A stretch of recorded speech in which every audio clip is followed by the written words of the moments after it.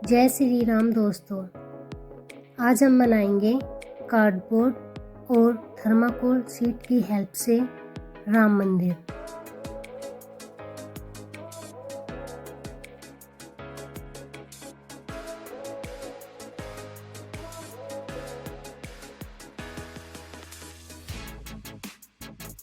सबसे पहले हम एक शीट की लेंथ लेंगे 50 सेंटीमीटर और उसकी विड्थ लेंगे 30 सेंटीमीटर और ऊपर गोलाई से जो विड्थ होगी हमारी वो लेंगे हम 50 सेंटीमीटर।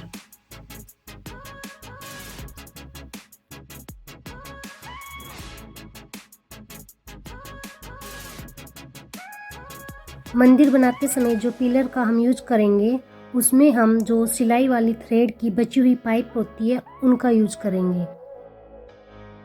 मंदिर के गर्भगृह को बनाने के लिए हम 3 सर्कल शेप और 3 स्क्वायर शेप के साइज को बनाएंगे और उनको जो हम मंदिर की 3 लेयर बनाएंगे उनके अंदर सेम तरीके से लगा लेंगे।